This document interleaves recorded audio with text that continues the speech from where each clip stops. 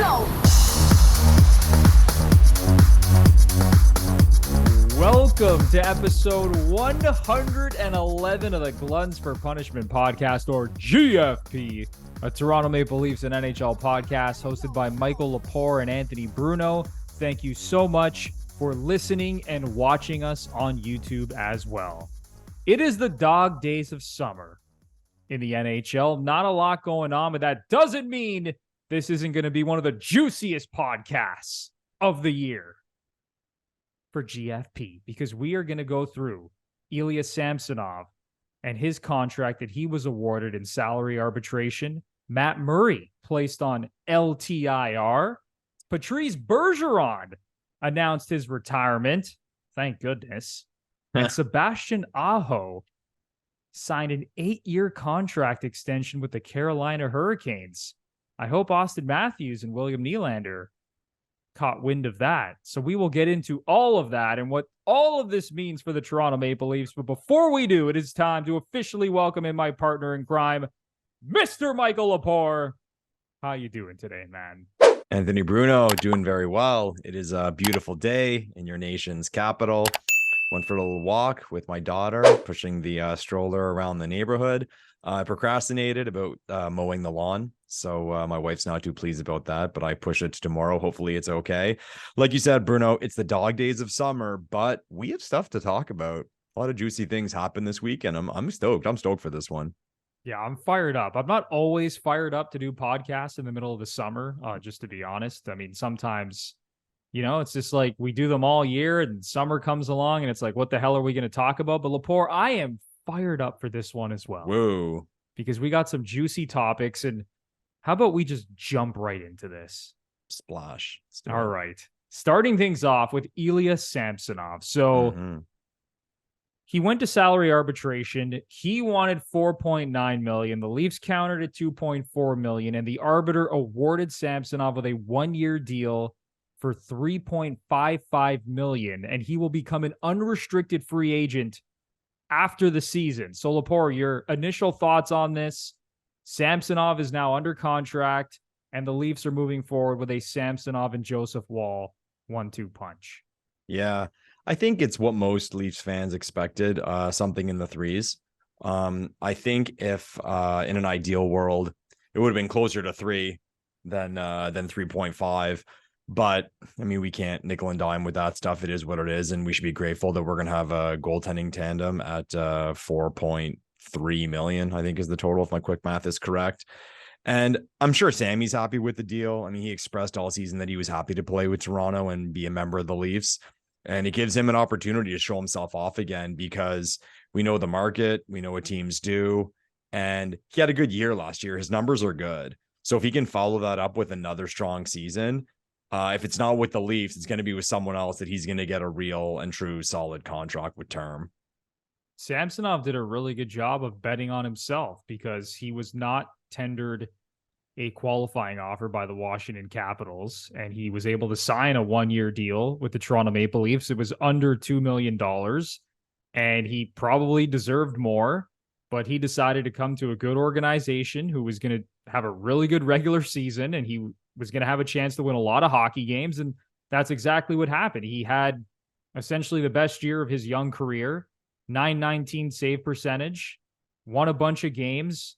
What was it? A 2.33 GAA, somewhere in that range. So, I mean, it's well-deserved, honestly, the 1-year, $3.55 million deal. And as you said, you get your goalies locked up for under $4.5 million. The big, talking point has been all the unrestricted free agents that the Leafs are going to have after this season. But I don't want to worry about that right now, Lepore. I just want to get through this season. I mean, Matthews hasn't signed his extension yet. The Nylander situation is still up in the air, and we will get to that later in the podcast. But I don't even want to think about all the pending UFAs at the end of next season. I'm just happy that the goaltenders are in place now. And I still think they're going to roll with sort of a 1A and 1B. Like, I think Samsonov is going to get the majority of starts, but this is a big year for Joseph Woll. Like, I would not be surprised whatsoever if he starts, let's say, I don't know, 33 to 36 games, somewhere in that range. I think it's possible because Samsonov, I believe, has not played more than like 50 games in a season in his career. Well, I was going to ask, how many games did he play last year again? Let's do a quick little search. I'm sorry. Ilya Samsonov, he played 42 games last season, and his career high, 44 games played the year before with the Capitals. So he has never played over 44 games in a season. How confident are you in that? Like, I think Leafs fans were looking at it from the perspective of cost. And we're saying, okay, we got two guys who we kind of like, and it's at a reasonable number. But you just pointed out he's never played more than 40 some odd games in a season. There still are a lot of question marks with Joseph Woll. How confident? Well, I was going to ask you, Bruno, how confident are you, and Leafs fans, how confident are you as a whole that we can rely on Sammy for, say, 50, 60 games if we need to? I don't know. I mean, there's going to be a lot to talk about this year as far as the goalies go, because, okay, well, if Sammy does well and Woll does well, okay, well, then what do? You can't really give them both term. And then if Woll jumps from behind and leapfrog Sammy, okay, well, then it's an easy decision. You let Sammy walk, and then Woll's the guy, and you figure out what you're doing for a backup next year. But then even then, how many games is Woll going to play? And then can you rely on him for the next year to be the number one guy? So you mentioned that it's the dog days of summer. You mentioned all the UFAs that are upcoming. And I'll point out to the goalie situation, and maybe we're scrapping for content now, but as the months go on, we will definitely not be scrapping for content. That's for sure. Yeah, I mean, you made a really good point. Like, this goaltending situation, even though they're signed for under 4.5 million combined, and they're both pretty good goalies, they don't have a track record of playing a lot of games. Like, even Joseph Woll, I'm just looking at his games played from last season. When you look at the AHL and NHL in the regular season, he only played 28 games. Right. He played 32 games for the Marlies in 2019-2020. Yeah. The year after that, 15 games. And then another 15 games the year after that with 4 games in the NHL. So that was a 19-game season. I mean, we have two goalies right now who don't have a track record of playing many games in a season. So that's why I think the safe bet is that they're probably going to split time. I mean, Samsonov, you would imagine, is going to get more starts, but I would not be surprised at all if Woll emerges this year and, you know, it's close to a 50-50 split. But I'm happy with the goaltending tandem. I think the Leafs are very good. I mean, both offensively and defensively. I think no matter who's in net, they should put up pretty good numbers. And, you know, it's not going to be very difficult to play behind this team, I would imagine. So, I mean, those are my thoughts. Overall, I'm pretty happy. I mean, when the playoffs come around, we'll see what happens at that point. But so far, so good. What is the ideal situation for Leafs fans and for the organization? Because if you really think about it, it is the scenario I mentioned with Woll becoming the number one. 100%. Because then, like I said, you let Sammy walk. It is what it is. And then you figure out the backup situation next year. And I don't know if I don't want to say it's never happened before, but I'm sure it hasn't happened often where you'd have a backup making more than the starting goalie because the starting goalie is still making $750,000. But can you imagine that situation? Imagine it's Woll. Very possible, Lepore, because I think that is the ideal situation where Woll emerges as the number one. You let Samsonov walk in the offseason and you sign a veteran backup for, I don't know, $1 to $2 million. I think that's probably the optimal play. And how good would it feel for us to actually develop a goalie? And I already hear people the longest time, man. If I see someone in the comments mention James Reimer, please. He's one of those guys, and not that I want to be overly negative. How is he still around?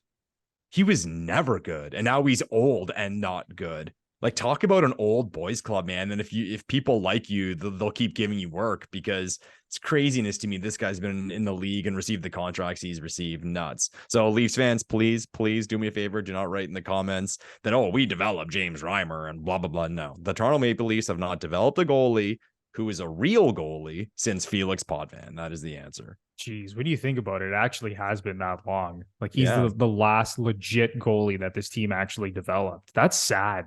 That is It is. so sad when you think about it. See, people say that, and yeah, it's embarrassing, and add it to the list of things that are embarrassing for the Toronto Maple Leafs. But if you actually step back, it's like, well, we got Joseph, who was absolutely phenomenal for us and in the discussion for the Hall of Fame, and then we got Balfour. So it's like, okay, well, you got two potential Hall of Fame goalies really in a big gap in the middle, and then you had just Freddie Anderson, who was pretty good, honestly. I mean, not in the same tier as those other guys you mentioned, but pretty good goalie when he was here. Regular season wise, yeah. So, I mean, as bad as it looks, and again, as embarrassing as it is, I think there's that big gap in the middle where, well, the problem was solved. There wasn't a lot of pressure to develop there. And remember, Justin Pogge, we had our eyes set on him.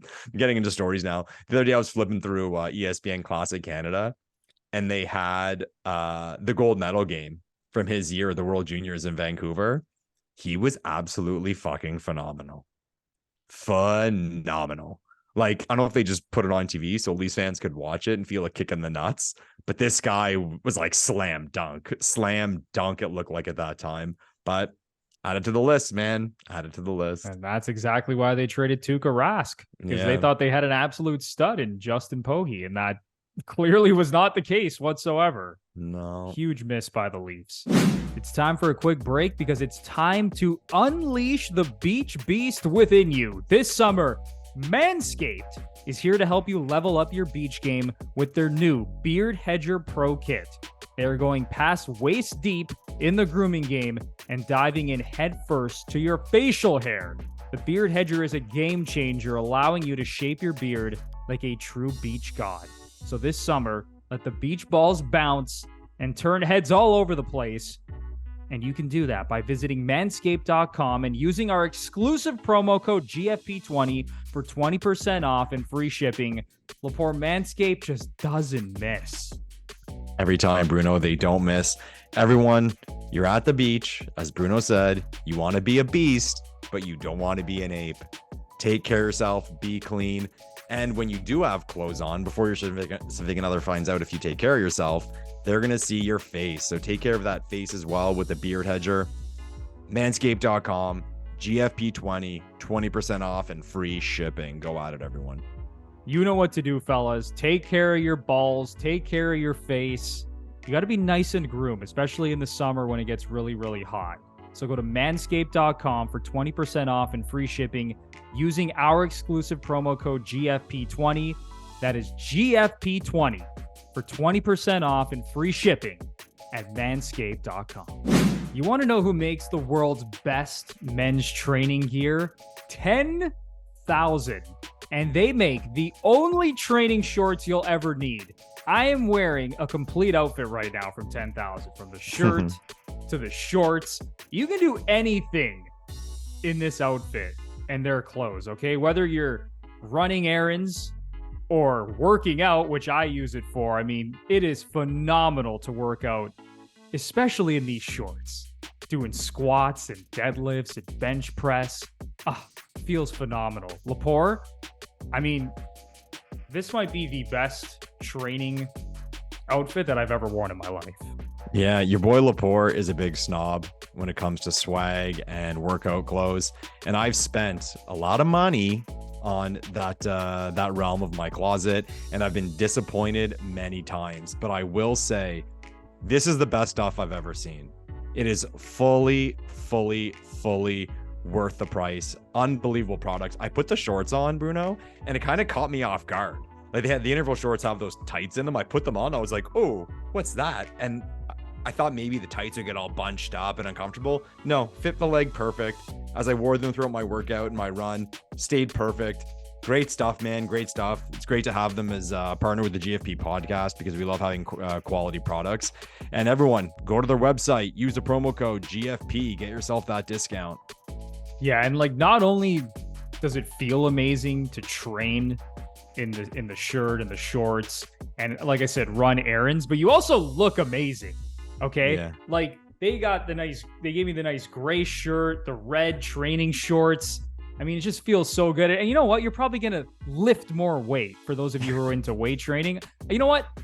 Okay, maybe I shouldn't guarantee it, but I'm pretty confident that you're going to lift more weight. What I'll guarantee is 10,000 gear. What I'll guarantee is that even if you're not lifting more weight, you're going to look awesome at the gym. And that's all that matters. That's all that matters. Let's be real. That's all that matters.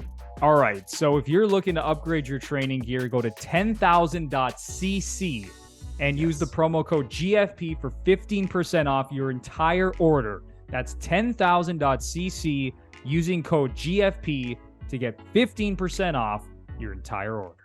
Moving on, Lepore, to the other side of this goaltending conversation, Matt Murray. Everyone was terrified. How are the Leafs going to get rid of this contract? They're going to have to buy him out. And if they don't buy him out, they're going to have to attach a first-round pick in a trade to offload the contract. But Matt Murray has been placed on LTIR, shipped off to Robida Island. Welcome to the island, Matt Murray. I think Leaf fans as a whole are pretty pleased with this. I know it's not the greatest thing to kind of, shit on this situation for Matt Murray, who's going to be on LTIR, but I mean, he's still making a lot of money, and it's good for the Leafs. So it looks like their cap situation right now looks a lot more clear. They still are not under the cap. They still got to shed a little bit of salary, but they're in a pretty good spot right now, Lepore. Yeah, the thing is with Murray, I've seen so many different perspectives on it. I read one article today in the Hockey News that was saying this doesn't have to be a long-term thing for LTIR, because teams do this in the summer as they approach the season just to get under the cap. As everyone knows, you're allowed to be, I think it's 10% over during the offseason, and then it's the day before the season starts. You have to be under the limit of the $83.5 million. So they showed a list of teams who have done this to get under the cap. And what are the rules, Bruno? He has to miss 10 games in 30 days or something as he's it's something like that, because he was placed in LTIR. But the person made the point, and I know people aren't going to want to hear this, and I know you're going to go nuts at this, Bruno. He said this doesn't have to be a permanent thing. Like, Murray can still be on the Leafs and play games for the Leafs. It's just as of now, he's on LTIR, but that doesn't mean months and months from now he might jump in if he's healthy. And I don't know, again, something else to talk about to see how the Leafs handle it. What I would like to see, as much as people were saying that the Leafs, trade him, whatever, even if you attach something, he's owed $8 million in cash. $8 fucking million. This is the National Hockey League. So maybe a team like the Leafs would do something like that if they were going to get a sweetener. But I don't think there's a lot of teams who can just take on $8 million because of real and true cash. So I'd like to see how it spreads over the course of the season. Like, if the Leafs can buy time with LTIR and then maybe make a deal a third of the way or 2/3 of the way through the season, trade deadline, like, who knows, right? Just to shut it and maybe even give him an opportunity. But I find it weird how they don't make that stuff more public, like how the money's actually paid out. But we got to smile. we have to smile that we cheer for a team who has the financial means to do this. And if I had to bet as to whether or not we'd see Matt Murray play a game, I would bet no. But as it was pointed out in the Hockey News, it's not out of the realm of possibilities. God, are you telling me that game one of the playoffs, Matt Murray could be between the pipes for the Leafs when they play the wild card Boston Bruins? Is that what you're telling me, Lepore? Hey, no cap. No, you just made me think, man. No cap in the playoffs. That'll be our cheat code. That'll be our Mark Stone, or who did Tab do it with? It was with Kucherov. Oh, Kucherov. Even Chicago did it, I think, in 2013. Yeah, Matt Murray. That's the ace up our sleeve. The secret weapon, Matt Murray. Hey, he was available in the playoffs this past season. Yeah, that's why people aren't happy about this. That's why people aren't happy about this. Those tweets are going around with Keefe's quote, "Oh, he's healthy and ready to play." And on this whole topic, okay, it's the Toronto Maple Leafs, okay? And everyone hates us, and I get it. And I love that everyone hates us. But everyone flipping out at this, please. So many teams do shit like this. Vegas pulled shit to win the cup. Tampa pulled shit to win the cup. We all hate the salary cap. So I don't care. I don't care what teams do to get away with whatever they have to get away with to be as competitive as possible. Like, really, if you're shitting on this, you're just being a crybaby because your favorite team doesn't have the financial means to do something like this. At the end of the day, the the player can bring in a third-party medical team to assess him. So you can't really pull the shenanigans that people think you can pull. And again, these rumors are going around. I'm not going to take anything as cement, but I read one thing that said the Leafs approached Murray's camp with a buyout, and they said, no, he's injured. You can't buy him out. So make of that what you want. I mean, if it's true, not, or maybe it's a strategy on the side of Murray's end if it is true, but give me a break. Like, people stressing over this and calling the Leafs cheaters. Like I said, I'm okay with it, but I'll defend that stance by saying I'm okay with any team doing shit like this. I hate the cap, and I think teams should not be handcuffed like this. So giddy up, do whatever you want. That's going to help you win. The funniest meme I've seen about this situation is Tony Soprano and all his buddies. And someone tweeting out the Leafs medical team going to assess Matt Murray before the season. I think that was Active Stick. I think it was Active Stick's Twitter account. Oh, yeah, I think you're right. I think that is the exact Twitter account it came from. That was so funny. But awesome. Yeah, just a typical case of Matt Murray being shipped off to Robida Island. Joffrey Lupul has spent some time there. Go down the list. But again, I am also in the camp of, can we all stop complaining about teams, finding ways to circumvent the cap? The salary cap, as you said, Lepore, I think is total bullshit to begin with. And, we can get into a whole podcast on how stupid it is that players in today's game are getting paid at the same level that players, 15 years ago were getting paid. Yeah. It's just the biggest joke. And I don't know if the NHL needs to move to a soft cap league, or I don't know if they're ever going to take the salary cap out, period. I don't think we're going to get to that point. But again, stop complaining about teams circumventing the cap. This situation is 100% legit, as far as, we know right now based on the information we have. And it's as far as we want to see it. As far as we want to see it, it's 100% legit. Yeah, let's just all smile. Let's all smile and enjoy what's happening right now, Leafs Nation. It's all good, everybody. Come on, Leafs fans. We all did a fist pump when we saw that tweet come through from Leafs PR saying Matt Murray's been placed on LTIR. Yeah, I think it was Dom Lucian the other day. You mentioned the salaries.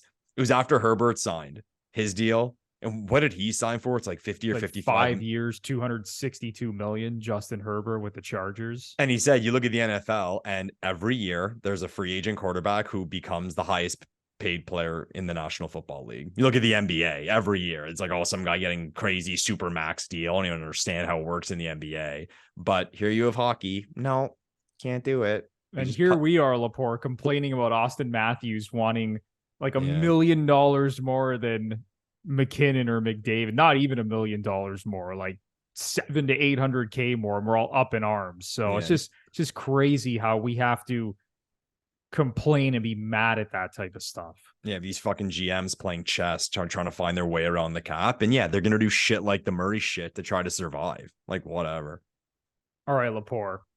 Moving on now to a legend who announced his retirement, Patrice Bergeron. I think it's very safe to call him a legend. He is a 6-time Selke Trophy winner. He has won everything you can possibly think of in hockey, all right? This guy has won a Stanley Cup, an Olympic gold, World Championship gold, World Junior gold, World Cup gold, and he even won a gold at the Spengler Cup for Canada. Yes. He has won everything you can think of. But Lepore, the first thing that came to my mind is that this is the beginning of the end of the Boston Bruins. Oh. This team cannot possibly make the playoffs, can they, without Patrice Bergeron? And who knows what's going to happen with David Krejci? I mean, his future is up in the air. He briefly left the NHL, went back to the Czech Republic. Then he came back to Boston this season, and it was sort of like a last hurrah with Patrice Bergeron. But looking at that lineup right now, their top two centermen are Pavel Zacha and Charlie Coyle. Yeah. But Lepore, as much as I want to think that this is the end of the Boston Bruins as a true threat in the Eastern Conference, I tweeted about this. I am still having visions of the Leafs winning the Atlantic Division, finishing with like 113 points and squeaking into the playoffs as the second wild card team is the Boston Bruins with like 93 points. And then Pavel Zacha just having the series of his life. Lucic. Putting up like 12 points. And yeah, Milan Lucic and James Van Riemsdyk. JVR. Just having phenomenal series and somehow outproducing the Leafs core four and taking out the Leafs in 7 games. I mean, that is like the absolute worst possible scenario, complete nightmare mode. But do you think this is the beginning of the end of the Bruins, or are they still an actual threat in the East without Bergeron? Well, first things first, I'll just go on a little rant about Bergeron before I get into that. It's not too often you have a player who plays for a team like the Boston Bruins. And by that, I mean a big brand team, a team that a lot of people hate. And because of that, you hate their players. And we say this all the time about the Leafs. That's a compliment. You want people and fan bases to hate your team and your fan base. But it's not too often you have a situation like this. And I don't think I've ever heard anyone say anything negative about Patrice Bergeron. Utmost respect for that player around the league, among fans. And I was trying to think when I saw the retirement, has there been a player in recent times who's retired where there was that much of a consensus among fan bases that like, yeah, we love this guy, even though he played for the enemy? I don't know, man. And like you mentioned, his representation for Canada helps and everything he won. And even his style of play. I mean, the guy who's the 200-foot player is kind of easy to appreciate rather than just like a scorer who's annoying and flashy. But utmost respect for Patrice Bergeron, and let all your drives on the golf course be long, straight, and true, man. But on the topic of the Bruins, are they going to miss the playoffs, Bruno? I think it's definitely in play. I think they're getting a lot more credit. And I've even been looking at a bunch of sports books, and they're still sort of up there. And when I say up there, in like the top 7 to 10 in terms of odds to win the Stanley Cup. Really? Yeah, which is kind of crazy. Mm. Like I'm looking right now, Lepore, at Pinnacle Sportsbook, and the Boston Bruins are the 7th favorite to win the Stanley Cup at a little over 13-1. Yeah, their D. Look at crazy. Look at the D. Grzelcyk, McAvoy, Lindholm, Carlo as the top 4 is pretty fucking good. Like I take that, so that's something. And they still have guys, but it's tough because let's be honest with ourselves. Last year, none of us would have predicted what the Bruins put up. Like we were having these discussions last year of like, ooh, where are the Bruins going to finish? And are they done? I feel like we've been having that conversation every summer after the Bruins get eliminated from the playoffs. So I want to say like, I'll believe it when I see it, but losing Patrice Bergeron and Krejci is a huge kick as it affects them down the middle. And with the guys they signed, I mean, like you mentioned, JVR, Lucic. I mean, these are older guys who can't really move their feet. But I'll ask you this, Bruno. I'll ask you this. You brought up the scenario of the Toronto Maple Leafs winning the Eastern Conference in the regular season and playing the Boston Bruins, who sneak in as the second wildcard team. Okay. If you had to choose right now, decide on whether or not the Leafs would play the Boston Bruins in the first round or Ottawa/Buffalo in the first round, who would you pick? That is really tough. And this might, oh God, this is probably going to sound crazy, but I think I'd rather still play the Boston Bruins. Yeah, I think I'd rather play Boston too. Because, and the way I look at it, and it's not like this has just been like a recent trend. I mean, maybe it's a little bit more of a recent trend, but you got to be able to score in the playoffs. Mm-hmm. Like as much as we talk about defense and goaltending, something that Boston is obviously really good at, like look what happened to the Leafs. Like there's now data over the last number of years that if you're not scoring enough goals, and again, this is not just like a recent trend. I think we're just conditioned to believe that like you have to win every playoff game 2-1. Like I don't know when this became a thing. Maybe it happened like in the late 90s, early 2000s. You're right. It's old. But like you got to score goals. And when I look at that Ottawa roster and that Buffalo Sabres roster with Tage Thompson, those are teams that can put the puck in the net. And I think both of those teams are going to score more goals this season than the Boston Bruins. They're more high flying than the Boston Bruins. So if I had to pick my poison, I think I'd rather play the more defensive minded, not a lot of offensive weapons Boston Bruins and take my chances with them in a 7-game series. Yeah, I'd agree with that. Right now, if you had to say, will one of them, two of them, or three of them miss or make the playoffs, what do you say? Oh, wow. So in the Atlantic Division, I have the Leafs finishing first. I think Tampa's going to make the playoffs again. I think Florida's going to make. So those are probably your top 3 in the Atlantic. So I'm going to say, Lepore, that 2 of those 3 teams miss.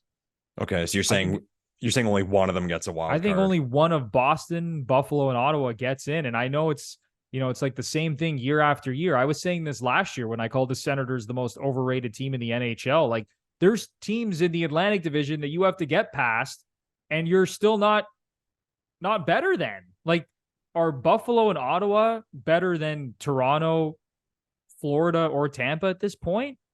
I don't think so. I think it's tough. I think it's tough to determine. Like, they're young teams, right? And you have these guys developing, so it's kind of tough to get a gauge on where they'll be. Like, would you be shocked if Buffalo or Ottawa finished ahead of Florida?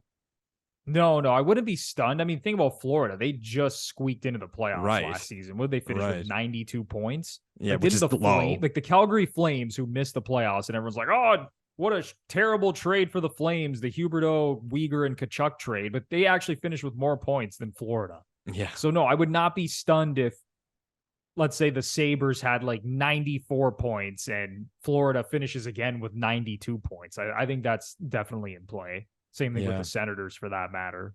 Yeah. It's good, though, right? Because we've said a million times on this show and have the discussions about the Atlantic Division and how fucking boring and predictable it was.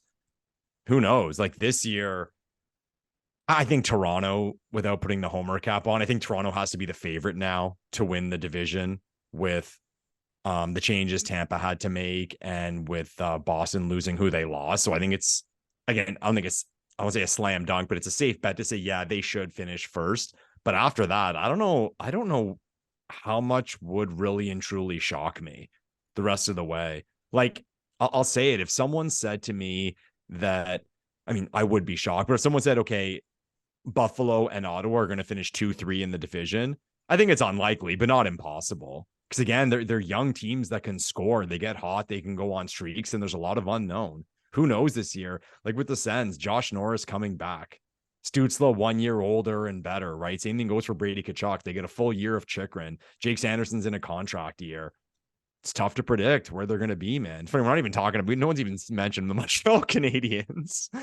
But the Habs are in like their 7-year rebuild. No. And I know Habs fans, you're all excited about Nick Suzuki and Cole Caulfield. I mean, your rebuild is continuing. I'm sorry. Uri Slafkovsky. I don't even think I think Habs fans vomit when they hear the name Uri Slafkovsky. And I still think they're just flabbergasted that they had the first overall pick and that's the player they used it on. But that's I guess that's a story for another day. What about Detroit?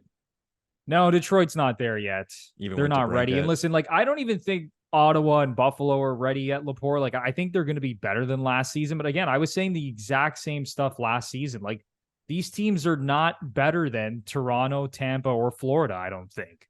Like, even Florida, you could say, like, they underperformed. I think Florida's going to have a better season than last year. Like, maybe there's a little bit of a Stanley Cup hangover.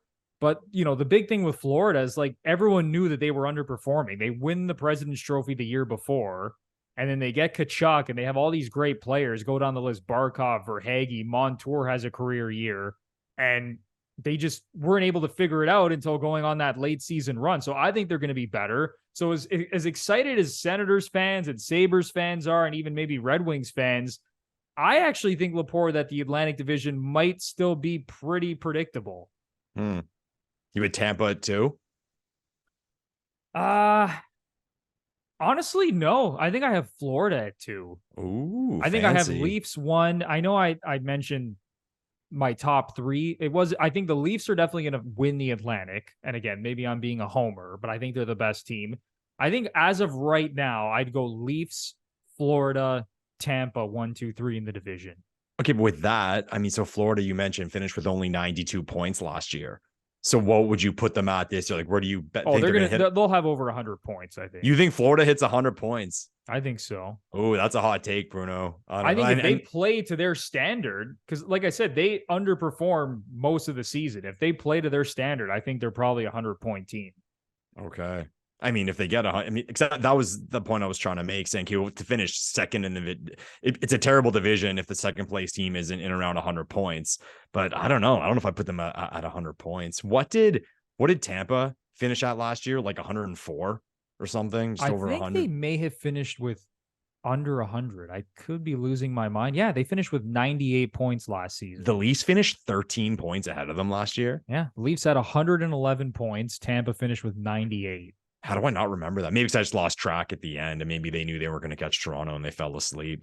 But it's going to be fun. So, Bruno, though, the pie chart, the over under 50. Okay, I'll ask you. Do the Boston Bruins make the playoffs? What percentage do you say yes? It's a great question. I'm going to say there's a 47% chance they make the playoffs. 0.5. 47% chance the Bruins make the playoffs. The Ottawa Senators. I think it's around the same. I think they're kind of in the same bucket. I between 45 and 50%. I think it's the same. I think it's like 47% that the Senators make the playoffs. And you say the same about Buffalo? Yeah, I think like those three teams, to me, I lump them all in the same bucket. Buffalo, I should mention, they finished 1 point behind Florida last year. Like Buffalo low-key had a really good season. They did finish with a negative goal differential. Yeah. Buffalo had a -4 goal differential. And that's like one of the things that you could look at the end of the season to kind of determine how good a team actually was. I know it's not the be-all and end-all. 5-on-5 goal differential is the one for me. That's where you really see this. Yeah, like the Senators were horrible last year at 5-on-5. Like they were unbelievable on the power play and at 5-on-5. And that's why I still kind of have doubts about Ottawa, because I think defensively they're still not very good. And I know they've made upgrades, and offensively, like they're awesome. But I'm just still not sold on that team. I have Ottawa, Buffalo, and Boston sort of all in the same bucket. Honestly, I would still put Ottawa and Buffalo's playoff chances maybe below Boston. If I had Boston at 47%, maybe I put the Sens and the Sabres at like 45%. How about that? We're switching divisions here, but Pittsburgh and Washington. That's a good question too, because they both missed the playoffs. Mm-hmm. I think one of them probably misses again. If I had to bet on one of those teams making it this year, it'd definitely be Pittsburgh. Yeah, if they get Carlson too, if they can somehow swing that move. And like Dubas is coming in, he's making moves. You know, he's talked to Crosby, and Crosby's told him, I still want to win. Like, be aggressive. Don't look too much into the future and try to set us up long term. Like, let's try to win now with the guys we have. So I think Pittsburgh gets in this year, and I think Washington, I think they miss again, man. You think they miss? Yeah, I think Washington misses, but I just think it's going to be so Toronto Maple Leafs for the Leafs to play Pittsburgh in the first round. Oh, can you imagine Leafs versus Dubas and Crosby in the first round? The media will eat that up. But what's great about this, you think about all these teams, the goal, sometimes it gets wishy-washy where fan bases will say, you know what, we just want to see improvement, right? And I think that's where Sabres and Senators fans were last year. They weren't necessarily devastated that they missed the playoffs, but they wanted to see improvement. And they saw improvement. And then you have a team like the Bruins where they're used to success. And then you have the Pittsburgh Penguins, who, again, are used to success and got a slap in the face last year, missing the playoffs for the first time in 100 years. So there's going to be some disappointed fucking teams, man, at the end of the year. And maybe it's going to, if you really think about it, if we could predict it now, this could be one of the better playoff races that we've seen in a while, because we've had a few years of shitty ones where it seemed like it was over with 10, 20 games to go, or maybe there was 2 teams battling it out or 3 teams battling it for 2 spots. But you could have a handful of teams this year battling it out for those 2 wildcard spots. And you could come down to the last night of the season. I hope so. As long as the Leafs are comfortable sitting on their perch atop the Atlantic Division, atop the Eastern Conference, winning the President's Trophy, cruising into the playoffs. Can't wait. And everyone else can battle it out. I don't care, to be honest with you, as long as the Leafs are okay. Yeah, I can't wait for that President's Trophy parade. The Toronto Maple Leafs. Before I've been calling a Leafs President's Trophy for the last like 2 seasons, and honestly, it's been closer than meets the eye because like it took the Bruins having a historically dominant season, and I know even Florida, technically Carolina, New Jersey finished 2 and New Jersey 1 point ahead of the Leafs, Carolina 2 points ahead of the Leafs, but like the Leafs have been right there, honestly, where they stopped losing to these garbage teams like Arizona and, go down the list, Montreal, all the worst teams, Chicago, all the worst teams in the league. You give them an extra like 5 to 8 points, they're in play to win the President's Trophy. Yeah, even the year before, Florida, was it not the highest points total in a while? Because they clipped 120, did they not? Yeah, I think they had like 124 or something like that. And yeah, I always guess, and then I double check 2 minutes later. They finished with 122. Yeah, I think I remember looking at it, and the difference was, I think Florida started the season something like 7-0-0, and the Leafs started, I think, 2-4-1, and now that's the difference. And that's the difference in the standing. So, like, yeah, you're not wrong, Bruno. It's closer than maybe meets the eye. You bet, was it last year or 2 years ago that you bet they were going to win the President's Trophy? Yeah, last year I bet on them to win the President's Trophy. The year before, I don't think I did, but last year I put a bet on them. Obviously, that money went up in flames, but I think I'm going to do it again, Lepore, because I think they're in play to win the President's Trophy this year. Yeah, as I've been saying the last 3 years. A friend of mine who's a huge Bruins fan, get a message from him. He goes, "You know what, man, I did it." I'm like, "You did what?" It was after we signed Bertuzzi. He showed me the slip. He bet the Leafs to win the Stanley Cup. Oh, beautiful. And this is a Bruins fan, so no homerism going on. It's the opposite, but hopefully he wins some money.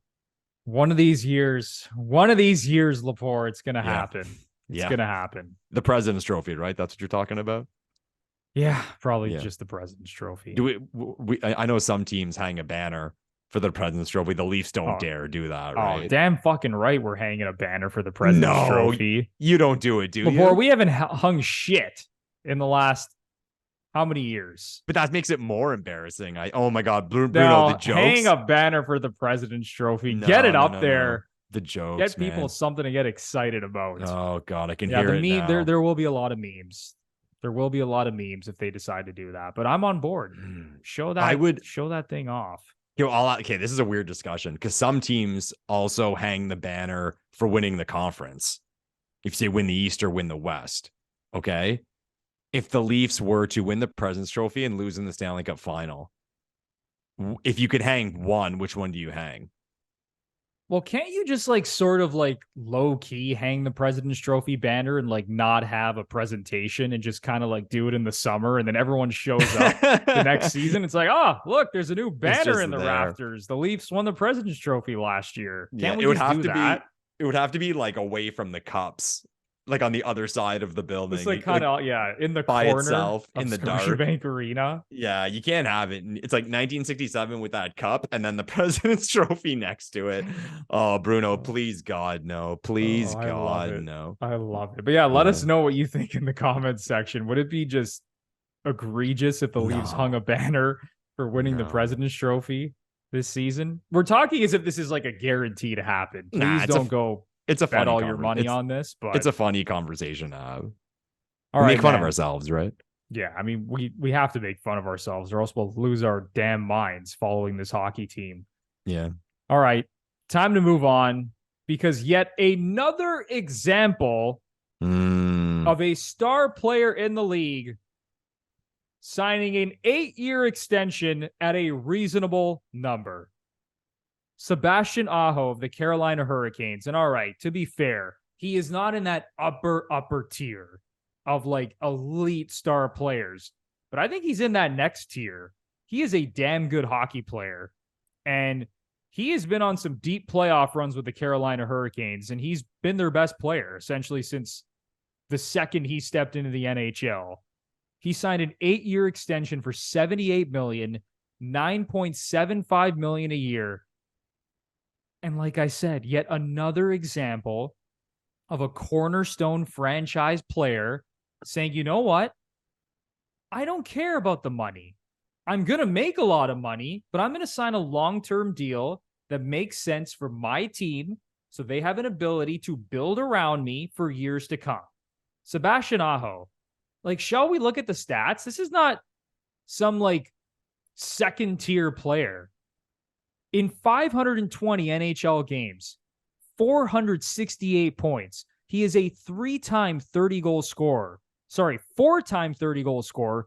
3 times he has scored 35. Over 35 goals. He has 58 points in 63 playoff games. Has consistently performed for the Carolina Hurricanes come playoff time. I know he hasn't won a cup.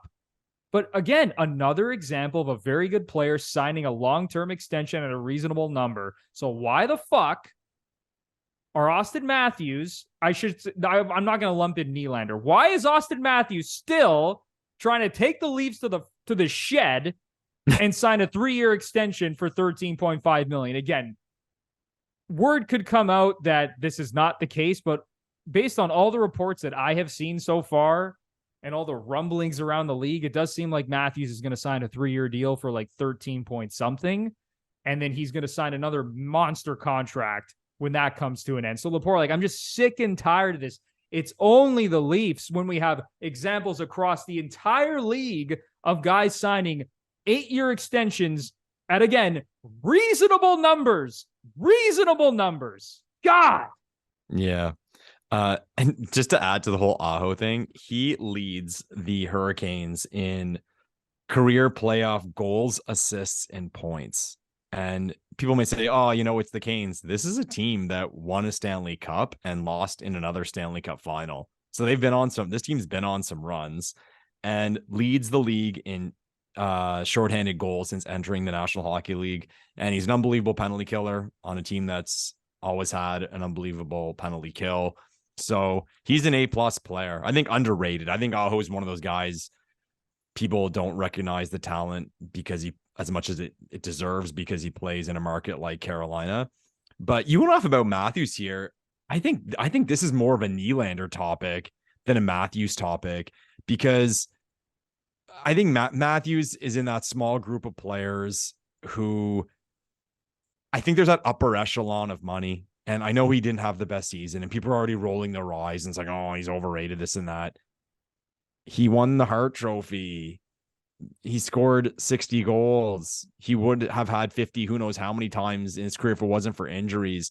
I think the Matthews thing's a little different, and I'm not condoning a 3-year deal or a $13 million contract. I think it's all bullshit and it pisses me off.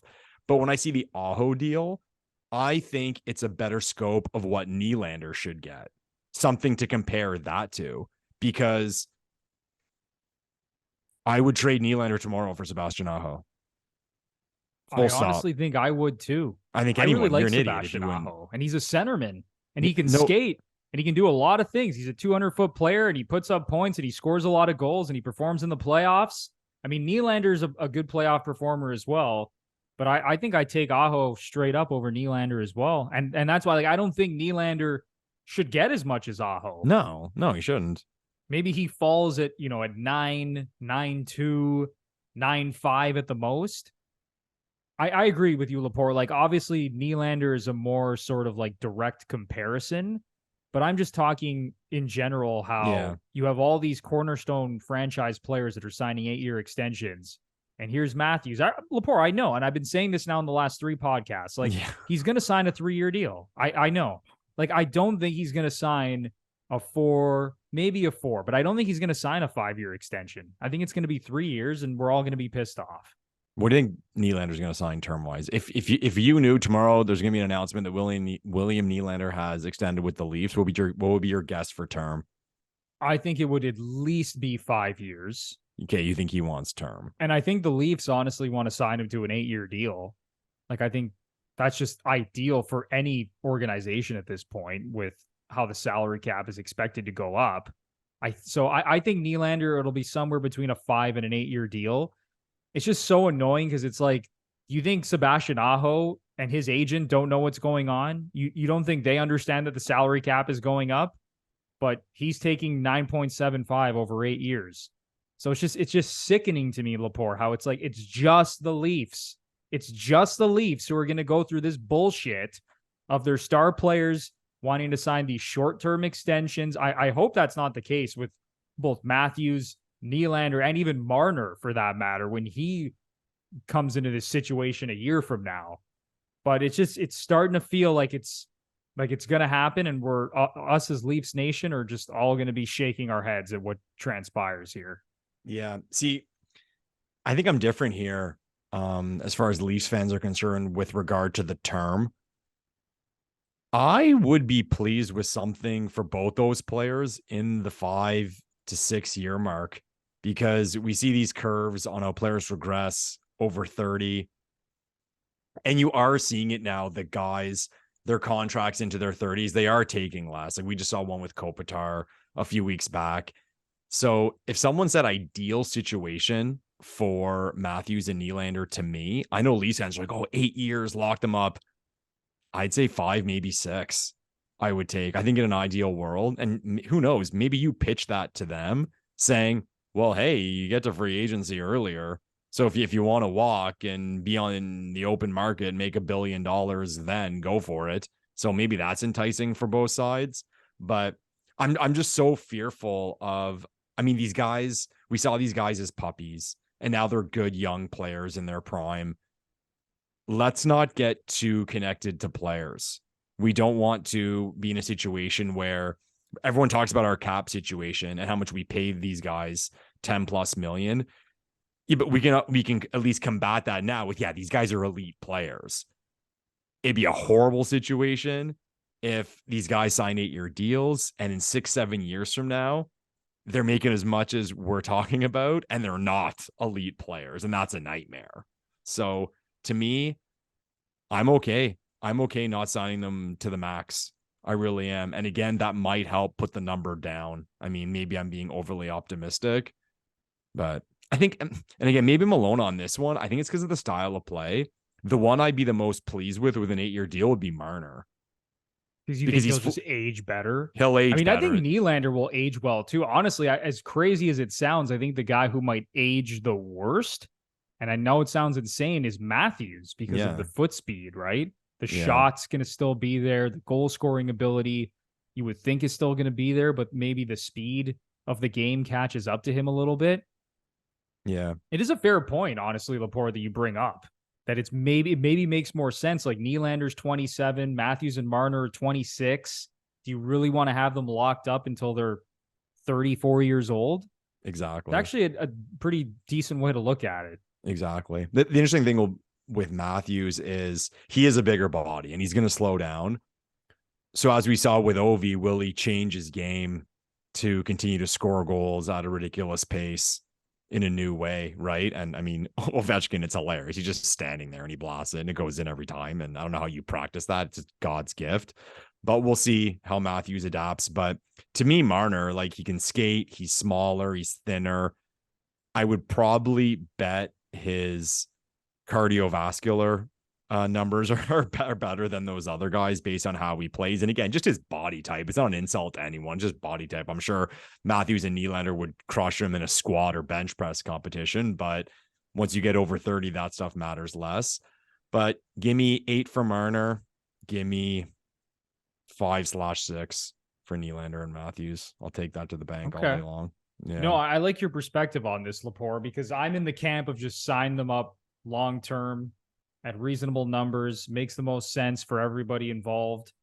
But yeah, I mean, the last few years of that deal, like look at John Tavares right now. I mean, he's still putting up a point per game, but a lot of his production came on the power play, and in the playoffs, he was not great. And again, I know he scored the series clinching goal against Tampa, but the foot speed isn't there. The 5-on-5 dominance isn't there anymore. So pretty interesting way to look at it. But Lepore, before we wrap up this podcast, is there anything else you want to get off your chest? Let's point out one thing, Bruno, because you mentioned Tavares. This was posted on Big Head Hockey the other day. That's a great follow, everyone, on Twitter. So Tavares, his last 5 seasons with the New York Islanders, 0.98 points per game, 0.42 goals per game, assists per game, 0.56, shots per game, 3.26. Okay. His 5 seasons with the Maple Leafs, 0.98 points per game, identical to what he did with the Islanders, 0.43 goals per game, that is 0.01 more than the Islanders. He's 0.01 under his assists per game compared to what he did with the Islanders, and his shots per game are 0.04 less. So his essentially, from a statistics standpoint, his last 5 seasons with the Islanders have been identical to his first 5 seasons with the Maple Leafs. So it's impressive. It's impressive. And just to follow up on your point, though, about how as great as he is, you still have him at this number. And I'll echo my point that I don't want a situation where we have 4 guys, or Tavares won't be around then, or won't be at that number, but have 3 guys in this situation where they're great players, but you're paying them super elite money, and that's a terrible situation to be in. Yeah, that's really impressive when you list those stats from Tavares, how his production as a Leaf has essentially been identical to his production as a younger player for the New York Islanders. Yeah. It's pretty wild. I guess when you're granted exceptional status in junior hockey and you're the first overall pick and you're this phenom from day one, turns out John Tavares knows how to play hockey, even approaching his mid-30s now. So kudos to him, and you hope that Matthews and go down the list age in the same way. But again, I mean, it's still, when I watch John Tavares, man, with the eye test, hasn't been pretty at times, especially with that foot speed, man. Put my heart stamp on John Tavares to finish, and we'll leave it at that. My true love, John Tavares. All right. I love it. I mean, I feel like at this point, you either kind of love John Tavares or hate him, as terrible as that might sound. I feel like that's what Leaf fans are feeling right now. You know what I'll always have in me, Bruno, with regard to Tavares? We've been through so much crap as Leafs fans. Like, look what we're talking about with these contract negotiations. And we spoke about how this team hasn't developed a goalie in forever. We gave Babcock $1 billion and it didn't work out. Dubas just left. There's a lot of negativity, right? John Tavares chose to play for us. A good point. And just for that, I don't give a shit how he finishes this contract, or I'll always have that in me that probably the first time in my life that we had this star player who was like, oh, I want to play for the Toronto Maple Leafs. So I'll always have that with me. And for that reason, I'll always be grateful to him as a player. Well, let's end it on that note. As much as we might be frustrated with John Tavares and his cap hit, shout out to JT for being a Toronto boy and wanting to lace it up for this franchise and to continue to produce at a pretty high clip. So I think we should be maybe a little bit more appreciative of him, and me included in that. Yeah. All right. That is going to do it for episode 111 of the GFP podcast. Gluttons for Punishment, baby. This was a great episode, and we're going to continue to keep you guys updated as the offseason rolls along here. I don't know if there's really going to be any big moves that the Leafs are going to make at this point, unless you consider a big move trading Connor Timmins or someone else on the D-core, which seems to be picking up steam on Twitter these days. But we'll be here to update you along the way. Until next time, continue enjoying your summers, and we will see you very, very soon. Thanks, everyone.